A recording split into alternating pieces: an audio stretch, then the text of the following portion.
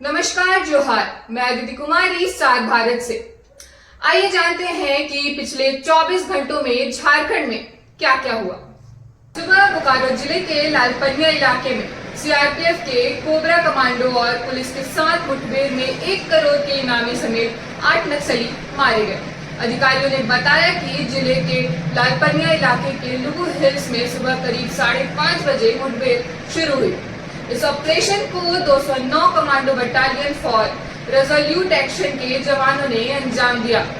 नक्सली के साथ मुठभेड़ के दौरान सुरक्षा बलों ने एक एके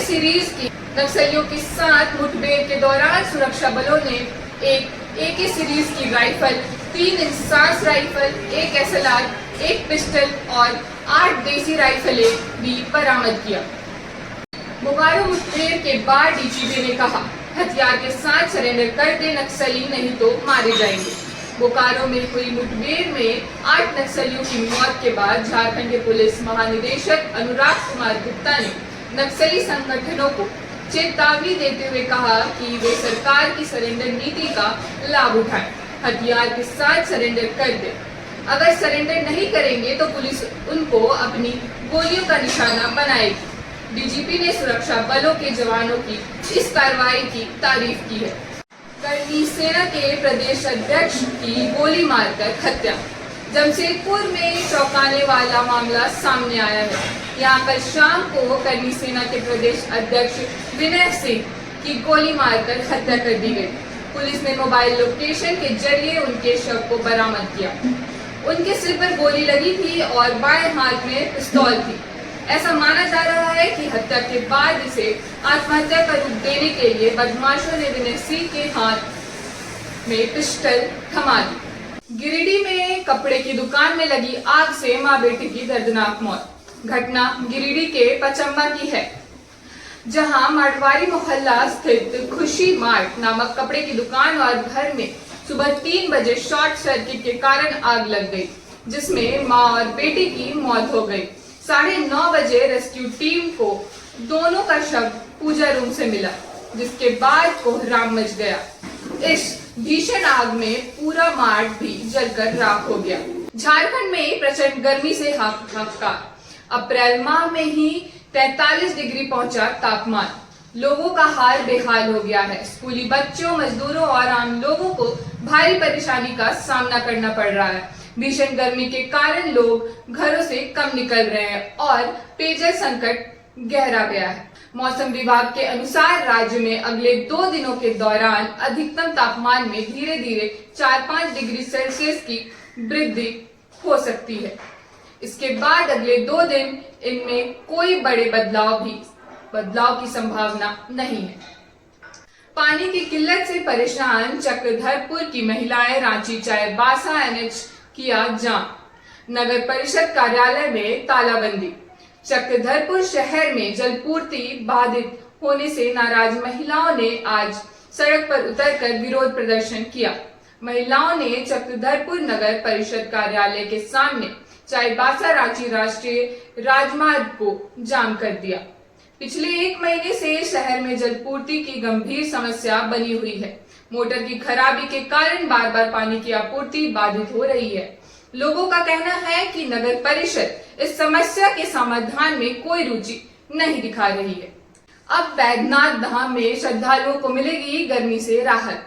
देवघर के बाबा बैद्यनाथ धाम में श्रद्धालुओं के लिए मंदिर प्रशासन ने कई सुविधा शुरू की है। मंदिर परिसर में व्यापक शेड का निर्माण किया गया है। इससे दर्शन के लिए आने वाले भक्तों को गर्मी और धूप से राहत मिलेगी।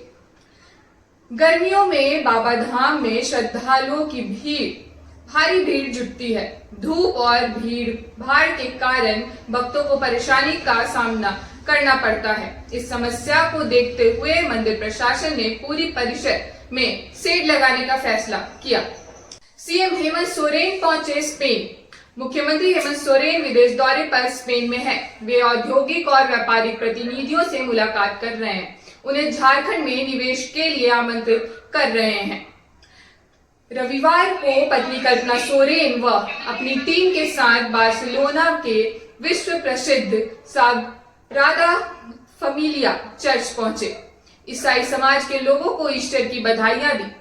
चर्च की खूबसूरत वास्तुकला और आध्यात्मिक माहौल से टीम काफी प्रभावित हुई। विधायक कल्पना सोरेन ने चर्च की कुछ तस्वीरें सोशल मीडिया पर साझा की। गुरु पोप फ्रांसिस नहीं रहे। 88 साल की उम्र में निधन, फेफड़ों में इन्फेक्शन था। वेटिकन ने एक वीडियो संदेश में ये जानकारी दी है।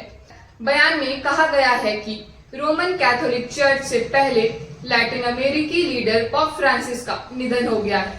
आपको बता दें कि किडनी की बीमारी से जूझ रहे पोप फ्रांसिस। रामगढ़ जिले के रजरप्पा में एक बंद कोयला खदान में भीषण आग लगने की खबर है।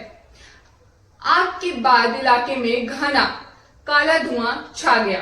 अधिकारियों ने सोमवार को यह जानकारी दी। स्थानीय लोगों ने दावा किया है कि जहरीले धुएं से इलाके में रहने वाले करीब 10,000 लोग प्रभावित हो सकते हैं।